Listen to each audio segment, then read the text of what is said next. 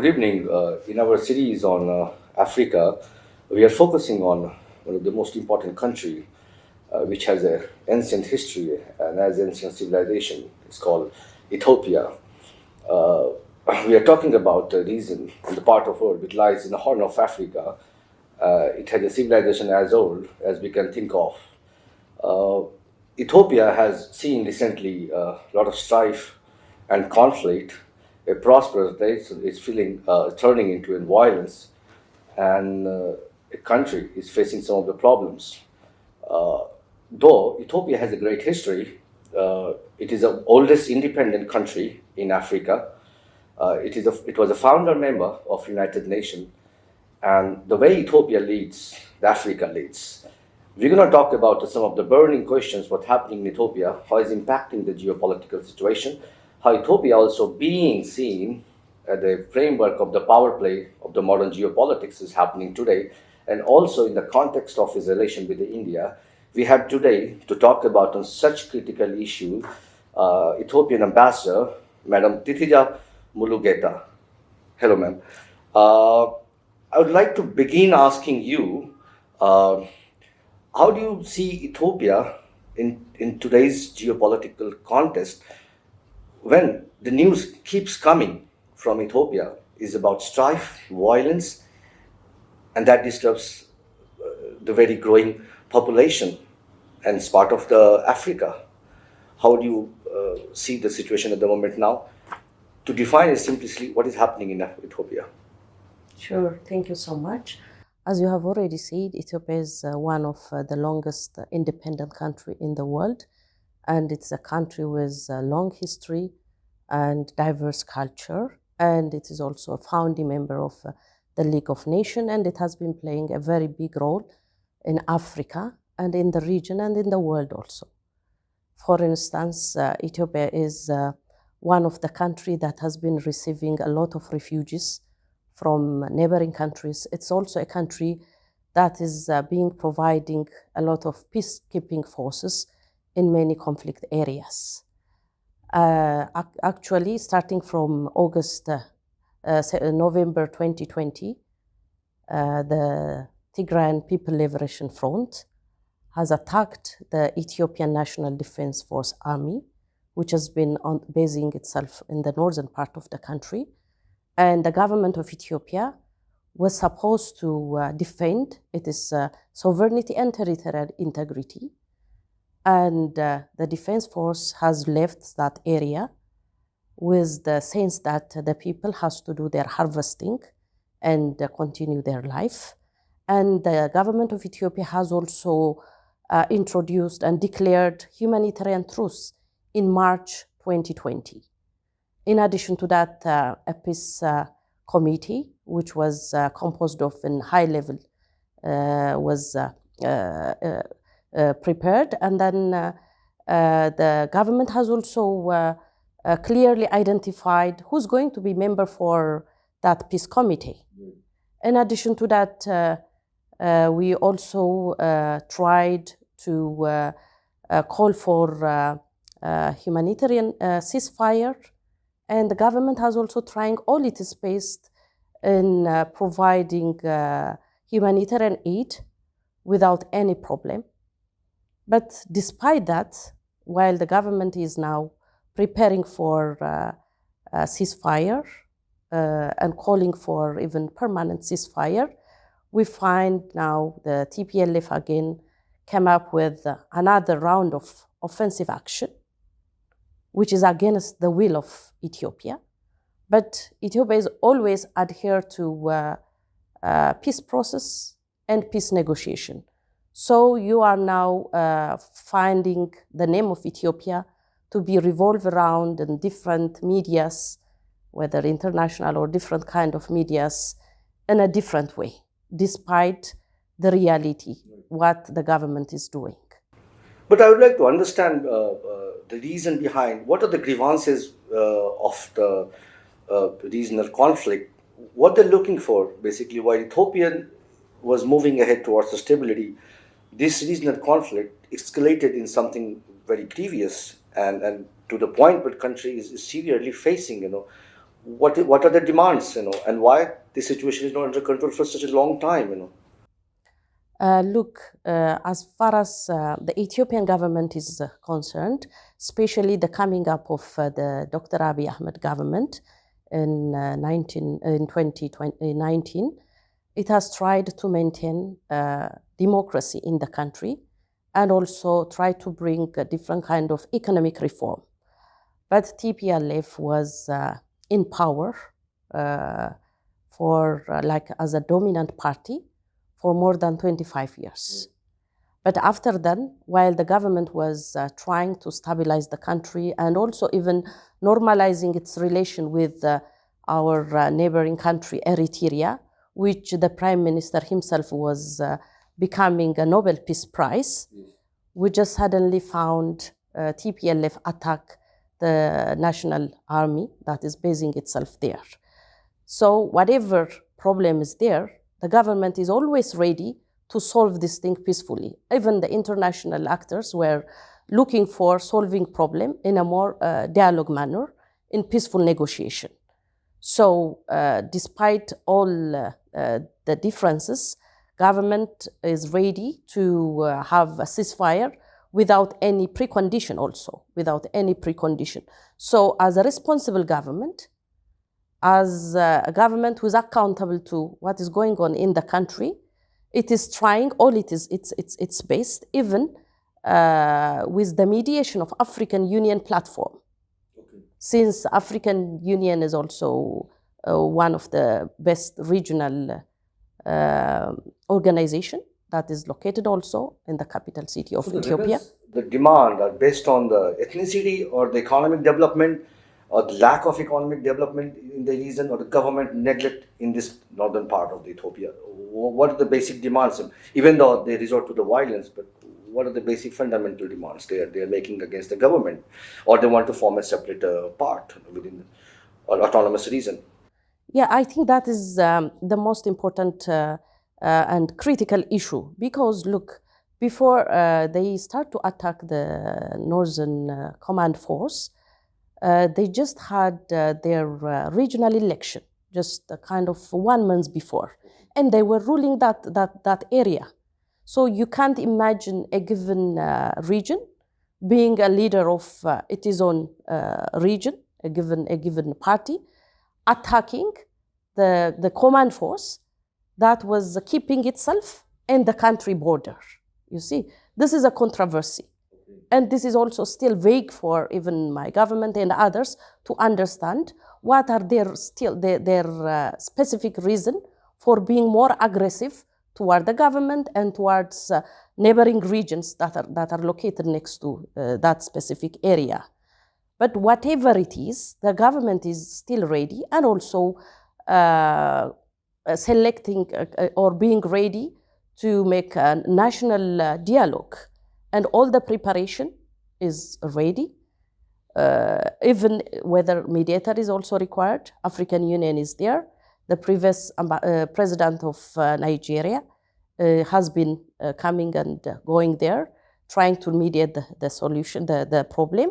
So whatever problem is there, whatever issue is there, the government is ready to work on the matter, to come up with even a political solution to the problem. But still now, the government is demanding, and it's still showing its adherence to a peaceful solution to the problem. Yeah. Ma'am, as you said, and world does recognize the fact that the Prime Minister Abiy Ahmed's role in peace with Eritrea, which was a successful campaign. He got a Nobel Prize for all that. The point that he could not contain the regional conflict. And what does it require to solve the problems? Maybe the international cooperation, maybe the United Nations. Have you approached them and how they respond towards your situation, basically in the whole scheme, and how prime ministers resolve to solve the peace process there within the context, if you can talk about? Sure. As you have already said, the Prime Minister has been also awarded this Nobel Peace Prize because of his efforts that he has tried to bring peace to the neighboring country, Eritrea, which has been closed for 20 years. And it is something that gets recognition for the government and also for the PM. So after that, even the government of Ethiopia, it opens itself to all the necessary democratization process, even institutionalizing different mechanisms in the country, and also giving amnesty to all political prisoners, and making different kind of reforms, and also making a very peaceful situation with other neighboring countries in the country. But this one, as I've already mentioned, is something unexpected, and even we're not yet sure what are the core interests and the core issues. But still, the government and also our prime minister believe that peace and negotiating the matter around the table is the last solution. So that's why the government of Ethiopia has declared humanitarian truce in March 2020, and also in July 2020, it also shows its readiness for permanent ceasefire, and also additional requirements to make the things resolve in a more peaceful manner. And so to set up the peace committee, the high-level peace committee, Sure. to resolve the problem. How empowered is this peace committee? Who are the stakeholders? Who are the members, and how they're going about resolving the problem? It's such a complex problem now. Yeah, look, as I've already said, this peace committee is composed of kind of 8 members. Still, it is led by the deputy prime minister at the highest level in the government, which really shows how much the government really committed to make peace on the matter. And they are also even identify member of each committee, and requested TPLF to give its committee members, to establish and to give its committee member. But till now, they refused. They didn't even show or identify who are going to be member for this committee, this peace committee. And as you've said, the international community, from the time this problem arose, started to share their view in different ways. Especially, it has been even discussed in the UN Security Council many times. But at the end of the day, what was the result from that meeting is it is an internal issue. So it has been solved by internal matter with the mediation of African Union. Whatever it is an African problem which is happening in the African region. So it has to be solved by African problem. That's why my government is always ready to solve the problem with the platform of African Union, based on the person who's elected for that specific project or specific. So your strong belief in bringing solution to the problem in the reference of Africa and in the reference of African body. Sure. Not going beyond that to United Nations and maybe your friends and allies beyond the Africa continent. Look, when you are living in an international context, you could get different partners for different purposes. You might also lend different kind of platforms or even some kind of facilitation from different countries. But at the end of the day, the critical point is who's going to do it, the main job. So as it is an internal issue, as it is an African issue, we believe that African can show their wisdom in solving such kind of problem, because many problems even previously have been also solved by African Union, and it's also, by the way, a matter of you see increasing the power of African Union, showing that Africa can solve its own problem. Ambassador Tizita, we also understand that this political problem, which started in the northern part of Ethiopia, turned into a biggest humanitarian disaster. I mean, the conflict, the strife, what you call it. And how grave is the situation now in terms of humanitarian crisis? For example, even the UN supply, even the agency supply, and your government supply is being sabotaged by the rebels. We understand that even your TPLF, who's a rebel party, they widely condemned for theft of fuel, which were destined for the humanitarian aid, and it shows complete disregard. So, what about the local population? They're suffering, and how are you going about it? Look, from the time this problem occurs, it is like with the TPLF, not with our people or our brothers, Tigrayans. So, government of Ethiopia is always concerned and also responsible for these people. So, as much as possible, in collaboration with different international partners, all the necessary humanitarian aid were tried to reach them. But as you have already mentioned, there were a lot of sabotage. Right. For instance, last year, among close to 1,000 humanitarian trucks that has been sent to that area, very few were returned back. Almost all were under control by the TPLF, which they use it for transporting their militia. And this issue has been even reported to concerned people and to many international organizations. But we didn't get like a big pressure or condemnation, even what they have been doing. And in the same manner, as you have already said, last week, the TPLF has also looted close to 12 fuel trucks, which amount to close to 500,000 liters of fuel. And even the World Food Organization has also said, condemned these facts. And many international organizations and many countries also condemn this fact. So it shows that they have like a tendency of sabotaging, a tendency of falsification, and also cooking wrong information. And also there is what we call propaganda, which they have been, telling to different international organizations or media. So what we are hearing is something contrary to the reality.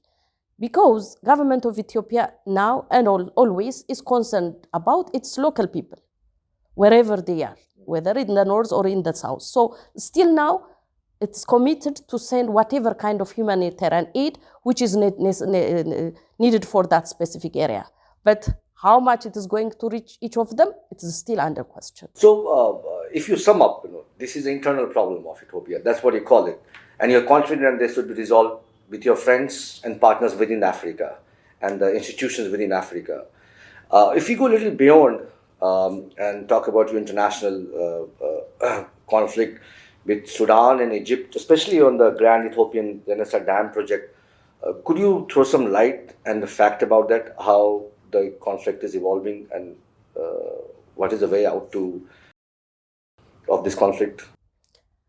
In this regard, I don't think that there is any conflict on that regard, but there are some issues because this Grand Ethiopian Renaissance Dam is built by Ethiopian on the Blue Nile, and which close to more than 80% is emanated from Ethiopia.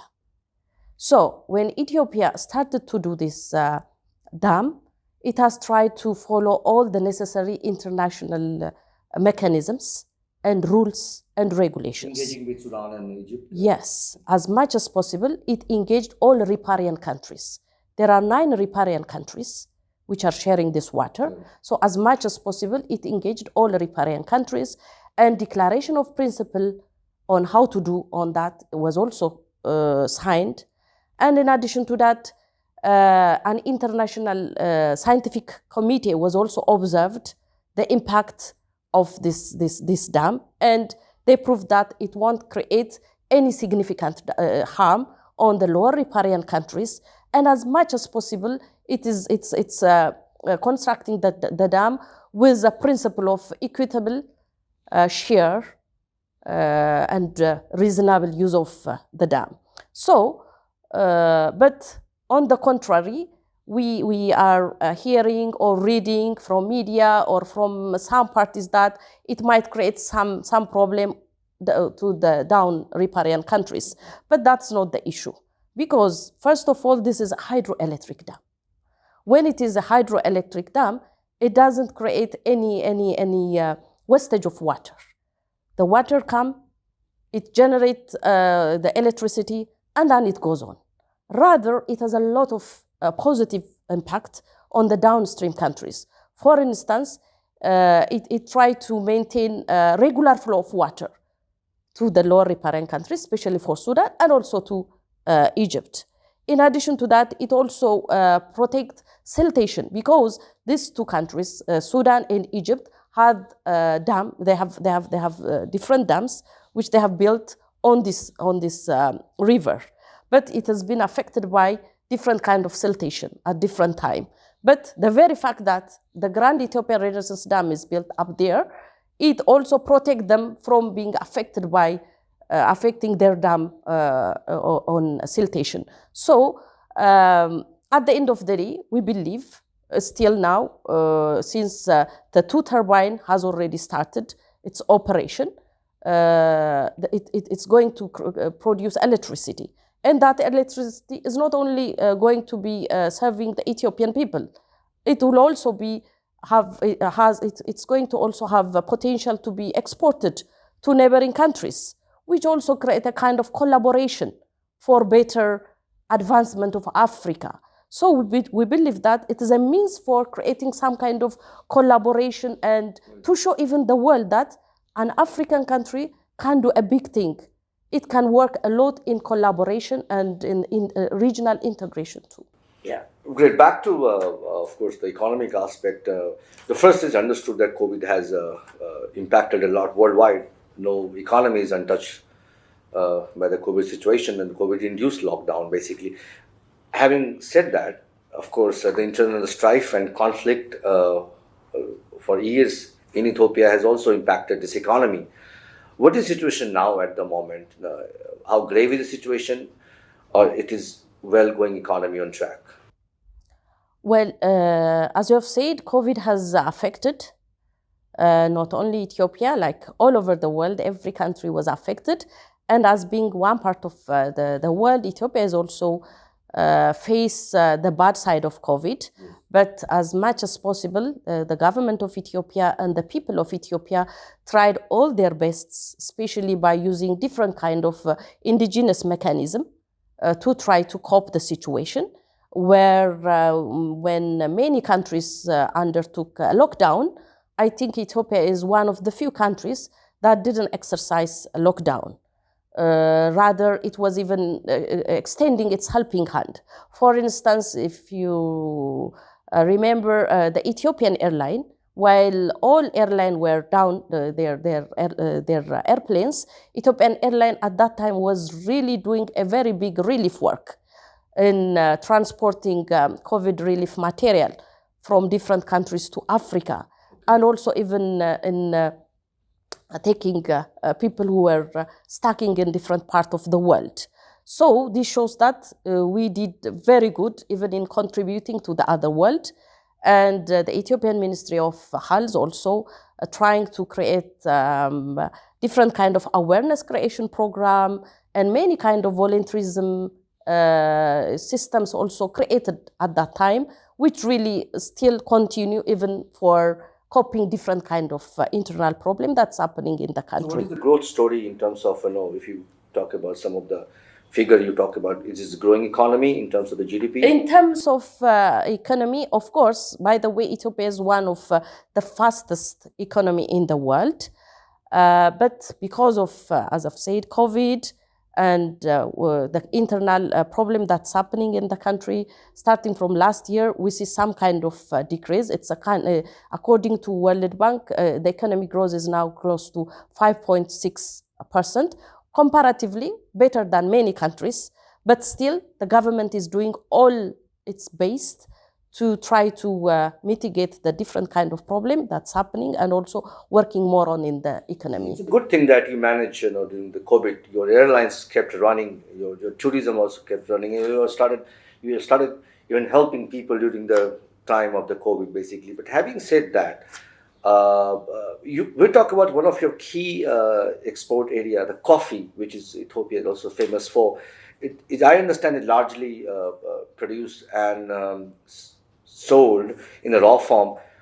How can you get more value, uh, and in terms of the export, what you looking for and can contribute more to the economy? What can India do, especially if you seek some investment in this direction? Any message and any ideas you have in terms of India and Ethiopian relation, especially in the coffee per se? Sure. When we take coffee, coffee is one of the most export item in Ethiopia, and that is one of the means we get our foreign currency. But as you already mentioned, we just sell it in a more raw manner. It is not processed very well, so we are not getting the necessary profit that we should do. But now there are some initiatives which has been taken by different private organizations and also by the government in collaboration with different partners. And we are also trying to approach many institutions here in India to work on that manner. But so far, there are some tax-related issues that we cannot import many good amount of coffee to India, but still our embassy is working in close collaboration with some private organization to work on how to process it and resell it and also promoting. By the way, we have done months before, we have done one promotion to show to some Indian business community what does Ethiopian coffee looks like, the aroma, and how can we collaborate in terms of promoting it to the Indian society. Yeah. We're coming home and now talk about one of the closest partner India has in Africa is Ethiopia. As we understand, you were the first country to open a diplomatic mission here in Chanakyapuri, right at this place in 1948, if I understand. Mm-hmm. How do you look at the relationship now at the moment? While we see the geopolitics changing so fast, how do you look at the bilateral relation with India now at the moment? Sure. Now at the moment, I see the bilateral relation shows very great attachment. Why? Because recently we have had high-level delegation from, I can say, from both countries. 2 months before, the foreign minister of India has visited Ethiopia, and a year before, the deputy prime minister of Ethiopia, he was like the first deputy prime minister to visit Ethiopia after COVID. So this shows that we do have many issues to talk with, and the relation is so high. So we always claim that India is our strong partner and great friendship, because it is like it's not only because based on what we are doing now, it is like we have a very historical relationship which has been there for more than 2,000 years ago, and our people-to-people and cultural relation is also something to be mentioned. So based on that, the relationship is growing very well, but still we want to increase that relationship in a more strategic manner, and we are working for that. So how do you recognize India's grant and aids?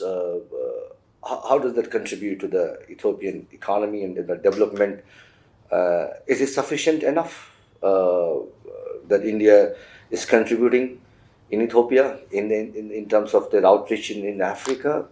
I understand we have a figure around $75 million so far for financing industrial parks and all that. What more India can do to build up and strengthen bond with Ethiopia? Sure. One of the important things when we see the relationship between India and India's contribution to Ethiopia revolves around its investment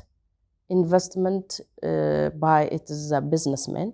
So currently we do have more than 600 Indian investors which are working on different sectors in textile, pharmaceutical, printing, consultancy, and many kind of sectors. So this, in a way, also contributed to the economy of Ethiopia, which have so far created more than 70,000 jobs for Ethiopian youth. For us, it's a big contribution, but still we believe that there is a big opportunity because now Ethiopia has built a lot of industrial parks, more than 10 world-class industrial parks. And one of the industrial park is exclusively allocated for pharmaceutical, where you could find a lot of Indian investors. So still, we are promoting a lot of Indian to come and operate in that industry sectors. In terms of development finance, of course, previously we do have very good relation in that term. They have managed to donate or provide to Ethiopia some finance, especially for sugar industries, which are really also very good for the economy of the country. And still, we do have some partnership in Solar Alliance projects. Yeah, that's a big potential, which still we are working on. By the way, currently today, it is started, I think today, the Solar Alliance, the International Solar Alliance project, which is being led by India, is undertaking. It is a regional conference in Addis, which is really a big thing to show to the world that we are doing very well in this Solar Alliance project. There are many projects that has been done, especially in southern part and in the northern part in the Amhara region of Ethiopia. So still, we believe that we have a lot of potential to contribute more in this project. Yeah. For the Indian investor to go and set up their base and invest in Ethiopia, if you could talk about briefly what they can do further. And also the incentive from your government side to attract Indian investors is some of the area you can highlight. Sure. As I've said, this solar energy project is a big potential because India has a very good experience on that matter, and there is also a need and a potential from the Ethiopian perspective. And textile is still one of the area because Ethiopia is also one of the countries that has a lot of cotton and many incentives, especially in the provision of labor and different kind of incentives. That is also one thing. And the other thing is like pharmaceutical, which still some Indian companies are operating, but still there is a big demand because Ethiopia also want to be like a center hub for this pharmaceutical industry. And since India is very good in the expertise of this pharma, I believe that is also a big potential. And still many Indians are interested to go and work in this pharmaceutical sector. Beyond that, we can also mention food processing because Ethiopia is a country with a lot of topographies where we can produce different kind of products, agricultural products, which can be changed into different kind of food products. So in that regard, having India's good technologies and affordable technologies, they can also come and mix themselves with maybe in a more joint venture or in a different manner. They can work in this food processing because the market is there.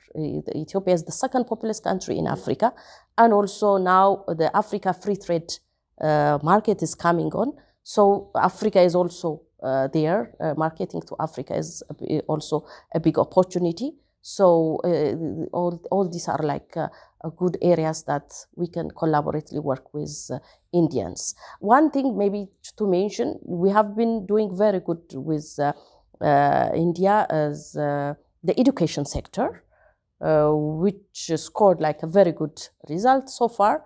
And still, I believe that that's also a very big potential that we work for the future also. Ambassador, towards the end, I'd like to talk about the larger issues. As we understand, like India and Africa, we both came out of the colonial exploitation. We had a history, which we know that how the world powers and geopolitics, in the past also played this role. It is reported also that the investment in Africa by certain nations create a debt which is not sustainable for that country. You also see this happening in the Indian subcontinent. You see that happening in Sri Lanka, which is under the economic crisis and is largely blamed for the loan from China. Of course, every country has investment, every continent, group, individual have investment in Africa. How do you look at some of the reports when talk about the Chinese investment in Ethiopia? Some of them are not sustainable. Some of them might be for the development. But how do you look at the overall reports that come out in the context of the China, their investment? Having seen that, what is happening in the global scale, and how the it's also reported that somehow Ethiopia is being dragged into the geopolitical power play. So how do you see all these allegations, and what are the facts as far as Ethiopia is concerned? Yeah, as far as Ethiopia is concerned, as being a legitimate and a sovereign country, I think Ethiopia has a right to choose to whom to work with. And it is also a country that has a lot of economic partners. So all the Ethiopian economy is open to work with many countries in the world. It could be India, it could be China, it could be some European or African or American. Ethiopia is always ready to work with any country. And even in terms of loan, as much as possible, whenever the need is there, Ethiopia also approach many international lenders, which China could be also one. So when we see like the trend, China is one of the good economic partner of Ethiopia, and it has played a very good role in the in investment and also in trade. If you see much of investment trend in the country, most of it is occupied by China. Is like one of the top investor in Ethiopia, and it has also contributed in the development of Ethiopian infrastructure at different level. So we consider China as our development partner, like any other partner. In addition to that, whenever we need any loan, China is also one of our lenders. So as a sovereign government always chooses what is best for that. So my government is doing that, yeah. Thank you, Ambassador Tizita Mulugeta, talking about Ethiopia and, of course, in the context of India and the overall geopolitical situation. I thank you so much. This is Manish Kumar from Financial Express with cameraman Ardhendo Mishra. Thank you, Ambassador. Thank you so much. Thank you.